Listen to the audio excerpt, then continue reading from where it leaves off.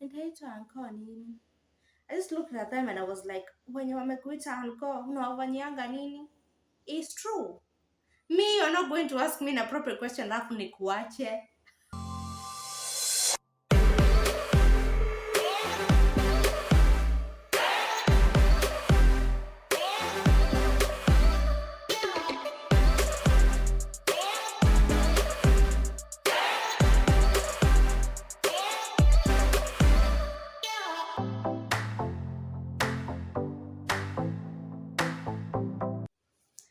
Hello guys, hola.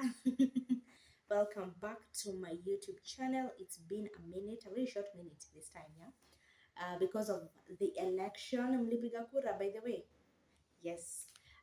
Because of the election, Takama I posted another one during the election time. I hope you may watch. Yes. And if you have not, go back and watch. And of course, this is the time to subscribe to my YouTube channel. I'm just gonna give you a minute. Thank you. So as the topic says today I'm going to talk about 12 inappropriate questions to ask anybody, regardless of the kind of relationship that you both have. Just comment down below and tell us the inappropriate question. Let's learn a thing or two and share this video. Tell a friend to tell a friend. This is where you get all the good things. 12 inappropriate questions to ask anybody. And I'll start with, of course, with a major one. Why aren't you married yet? How is anybody supposed to know that? Do you know you don't get married to yourself? You don't marry yourself, so you're supposed to have another partner. How am I supposed to know why I'm not married yet? Hata mimi sijui utaolewa lini. How am I supposed to know? I am not marrying myself. And you know there are some people who don't have a comeback. For me, I'll give you a comeback. Big time. Utashtuka. I'll give you a comeback. I'll be rude. I'll be able to stand up for myself, because manze, I don't expect you to ask me inappropriate questions, and I can stand up for myself. You will end up saying I'm rude, because I remember there was this one time mtu aliniuliza tunakula mchele lini? Nilimwambia mchele ni 100 nunua ukule. Because please stop asking that, because people are literally, someone could be in a situation they're trying to heal from their previous relationship, and you are coming to them asking them, when are you getting married? I don't know. Number 2, why don't you have kids yet? It takes 2 people to do that, so I'm not gonna do that by myself. Okay. And there's some people who are pressured. Kuna mtu ataenda, you're like, I'm just gonna look for a baby daddy and get kids, alafu unaanza kuteseka. Lazima ujipange. You have to have a plan before you get kids. Kids are expensive. They are good, but they're very expensive, and you have to have a plan first before getting yourself into that long-term commitment. It's a long-term commitment of more than 18 years. So kuna mzee aliniuliza nitaitwa anko lini? Bali nimeulizwa maswali inappropriate. Nitaitwa anko nini? I just looked at them and I was like, wenye wamekuita anko unawafanyianga nini? It's true. Me, you're not going to ask me an appropriate question alafu nikuache. Life is already hard as it is. Alafu unakuja na maswali za watu. And there are people who are not going to be able to give you a comeback. Watanyamaza tu akwe like, now they start beating themselves up. Time is running out. I feel bad. Baby fever, whatnot. That is for me to have in my own alone time. You, when you try to come to me like that, I am going to give you a comeback. When are you having kids? And this applies to people who have been married. People who have been married, they're also struggling to get kids. People are, dealing with hormones, infertility, low count, and all that. And you go asking, I've had a lot of experiences, because I remember bishti yangu aliuliza a married couple, he actually asked the man, hey, you've been married for 3 years. Kwani mnangoja? The audacity. Kwani mnangoja? How is that your business? But I just looked at that gentleman and like, don't answer her, by the way. It's none of her business. zenye mtapata, that's your problem. Because sasa they are literally praying every single day, trying every single day to conceive, na unawaletea pressure. Life is difficult as it is. And of course, also this applies to people who have had their first child. Hamwezi nyamaza. Hey, mtaletea nani brother lini? Jesus Christ. How is that your problem? How does that concern you? Nikimletea ni wewe unaitisha ama ni yeye anataka brother? Yes. So mind your own business. Yes. So the kid thing can be very irritating when you keep asking people, ni Mungu anapeana watoto, that's true. Ni Mungu anapeana watoto. So stop pressuring people and making them beat themselves up for absolutely no reason, and they don't owe you an explanation. Number 3, weight loss, weight gain. People who are extremely I'm not gonna say extremely, but people who are big, they have a big body, plus size, yes. You go asking them, na wewe kwani unakulanga nini? Some of us are dealing with genetic gain, weight gain, and kuna wale ambao, by the way, even the thin people also get body shamed or be asked questions like, wewe na wewe hukulangi. Me, I've been asked that before. Ati, kwani wewe hukulangi? Tukununulia shopping. When is the last time you ate? Nakulanga kila siku. It's just that mwili haikuwa inanikubali then, but right now I'm good. So I have met with people who have been skin shamed. It is also there. Ati unakulanga, hukulangi. You get? So just stop. Those are inappropriate questions. Na ni vizuri kukua na ka wisdom kidogo before getting to approach people and just interacting with them. Acha kuuliza maswali zingine. Number 4. Yes, I'm keeping up with the numbers. Number 4 is are you pregnant? People are literally dealing with that. Yes, and some are dealing also with fibroids. Kuna watu wana fibroids, tumbo inakuwa kubwa, and you go asking them whether they are pregnant. Ni ukijua niko pregnant, are you planning for me a baby shower or what? Why do you want to know that? Because I saw another story on TikTok. Some ladies walikuwa wameenda out having a drink or two. They're just drinking shots, and one lady was quite alikuwa mkubwa kidogo, and a gentleman came from nowhere. He was very irritated. He's like, this pregnant lady, why is she drinking? Why is she drinking? She's pregnant. She should be in the house taking care of her pregnancy. And the guy he couldn't take it anymore, so he went to the ladies. Akawambia, why are you letting your friend drink? She's clearly pregnant. And they were like, oh, it's called fat. The guy would not walk to his seat. He just was like, I want the world to swallow me right now, because that was so embarrassing. That's why it's very important. Please mind your business. Yes. Number 6. Yes, number 6.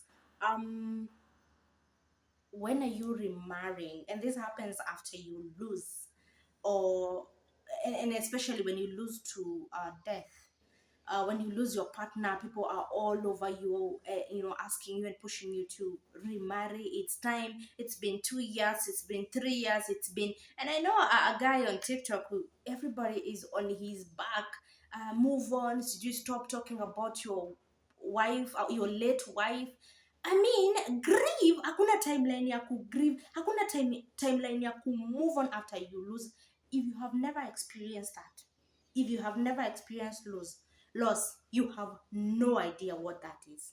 You have no idea. You have absolutely no idea. Ata huna clue. Because loss is very personal. Ni wewe peke yako unajua uchungu wenye unahisi. You could be, many people, relatives, friends who have lost a certain person. But wewe as an individual, you're the only one who understands your pain. Na wewe, and you cannot keep it to yourself. You're all over someone asking them, when are you remarrying? I am still grieving. I'm still, getting myself into, reality of me losing that partner. It takes a minute, and you should allow people to just grieve in peace and let go in peace and be able to marry someone who they find suitable. It's also very difficult to find someone you're compatible with. Yes, unaangalia unaona kai nani atakuwa kama my late wife. Hakuna mtu anaweza fit hiyo shoe, si ndio? Nani atakuwa kama my late husband? Nobody can fit that shoe. You probably had an amazing partner, and then you're trying to uh, fit another person into the same shoe. It is difficult. It is difficult. And the very minute you're past that, maybe you can look things from a different angle. You can, welcome people and let people closer to you so that you can get to know them in a different way. So let people grieve, let people move on, and that way you can be able to remarry. Number 7. How much money do you make? Do you know that is an inappropriate question? People don't know that, but it is. How much money do you? How much? Huh? Ndio ukijua uanze sasa kuona penye utanieka, the respect you're going to give me, you start kunitoshanisha hivi, si ndio? So that is an inappropriate question. However, regardless of the kind of relationship that you have, okay, maybe husband wife can have that discussion, and that has to, mostly it's okay for a husband and a wife to just come into such a discussion so that you can be able to budget things. But you as an outsider, unatoka tu out of nowhere, unakutoka, kwani una making pesa ngapi? Una live too soft life, kwani how much do you make? Unaishi tu single room, kwani how much do you make? It's none of your business. Number 8 is mbona unakaanga tu kwa nyumba? Why do you always just sit in the house? Why don't you go look for employment? Have you ever heard of something called, let me see, joblessness? People are literally trying to job hunt. Lakini wewe Julie, make it mbele ya kila mtu, you can't keep it to yourself. Me, I don't like lazy people who just sit down in their houses and do absolutely nothing. You have no idea how much or how much effort they are putting to make sure they get a job. You have no idea. Wewe ulienda mbele ya watu. Unajua watu wenye wanabariki yangu mbele ni sawa. Wewe barikiwa, enda, enjoy your blessings. Kuna watu tu, they can't stand people who are jobless and they don't have blessing, they don't have things happening for them. Wako tu all over in their businesses. Manze, tunakuanga na timing different. And everything that happens to us, it is a lesson. When you take it as a lesson and when you understand times and seasons, you will shut up. And that's why I'm here. Times and seasons, they vary. Unaweza barikiwa ukiwa 20 years, utoke tu campus umepata kazi, je uko na connection. Ama probably you just had a good intern, or you got that job just easily as it was. Na mtu mwingine bado wako that na hana job na alifanya a very good course, and probably they even got a very good pass or rather credits in campus, lakini hakupata kazi. Unata unauliza mtu, na vile ulikuwa unasoma shule, mbona hujaipata kazi? Ningekuwa najua hivyo haki, ningekuwa mbele sana. You get? So just stop asking inappropriate questions to people. Number 9, it's about skin acne.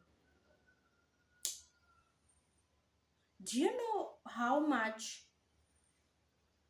our body just don't work sometimes? The hormones just don't cooperate and you start getting acne. But you cannot just keep it to yourself. Unauliza mtu, mbona umecheza mazudo kwa uso? Kwani hukulangi vizuri mam? Unamuita mam saa hizo. And they are dealing with this problem. It's an insecurity of theirs. They are trying to look for a solution. They are trying to get all the solutions they can gather. Wako Google 24/7 trying to take all that acne off their face. And if you're not asking me that because you want to help me, don't ask me. You get? If you don't have a solution like dawa yenye nisaidia, please don't ask. hii mama, kwani ni nini huku? Ni nini huku mami? Where it's bad, it's wrong. Number 10, it's about physical appearance. This happens, things you cannot change about your body. It could be the eyes, it could be the ears, it could be the lips, it could be the nose, it could be the eyes. I'll just say that. Unauliza mtu kuhusu physical yake. Ma'am, hizo ni macho, unaonanga mpaka kesho. Hizo ni mapua, you breathe for a week. I had this friend of mine. Tulikuwa tunaenda church moja. And kulikuwa na another girl who was pretty, lakini alikuwa na pua kubwa kidogo, alafu the nostrils were being visible, very visible. Sasa huyo dem alikuwa anamuuliza kila siku, unatumalizia hewa? Sorry, it's wrong. Back then it was very funny, but looking at it right now, I'm like, that was so wrong. And can you imagine right now that lady was asking that little girl kama anamalizia hewa ana breathe ya wiki mzima anajiekea stop. Right now she is dealing with the same insecurity. No lie. Actually, I met her the other day when she's like, I just don't like my nose. It has so big nostrils, and I feel bad. And I was just like, do I remind her the time she could not give a little girl peace? Akimwambia ana breathe ya wiki.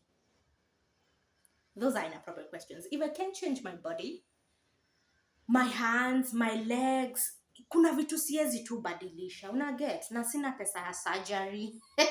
Just crazy people are just enhancing their body with surgery. Na hiyo pesa, it sums out to about $1 million bob.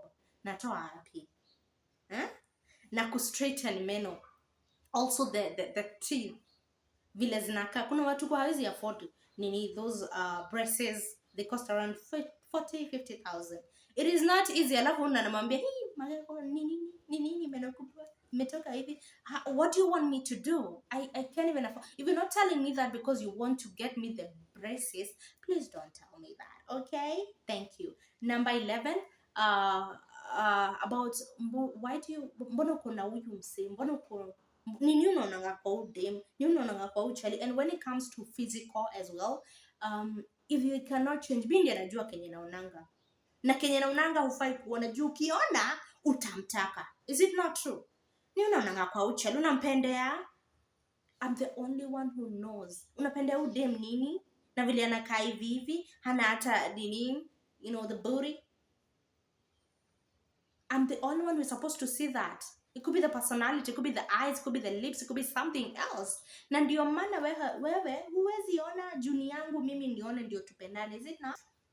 Number 12 is why when you're pregnant and you go ask people, hii mimba umebeba mwaka mzima. Jesus Christ. Do you know how inappropriate that is? You're taking long to deliver. And you remember this lady everybody was all over her business, or you're taking too long. Kwani umebeba kama ng'ombe nabebanga how long? Unabeba kama elephant. You get? Sasa unataka nifanye?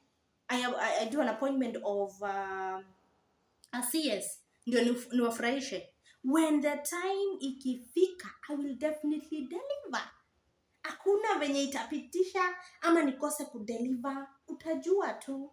People all over in people's businesses. By the way, she was told until she was like, mind your own business.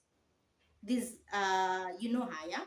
Everybody was all over her business. Nini, stop doing this. You already, ati umepitisha miezi, unajuaje? Mimba ni kubwa sana. How do you? Mnaweza kuwa na mapacha. It could be 6 months and the tummy is really big na pengine mtu akona triplet na hataki kuambia because it's none of your business. Alright. So those are some of the inappropriate questions. I hope we learn a thing or two just here on my YouTube channel. It's Podcast with Veronica every single week. I'm trying. I really am. I really am, guys, to post at least every week. Yes, I'm doing my best. Anyway, guys, so thank you so much for subscribing. If you have not subscribed to my YouTube channel, please do so. And if you have learned something, and by the way, comment down below uniambie inappropriate question uliulizwa mpaka uko like, please give me a break, okay? Just comment down below and tell us the inappropriate question. Let's learn a thing or two. My name is Veronica Daria. Goodbye.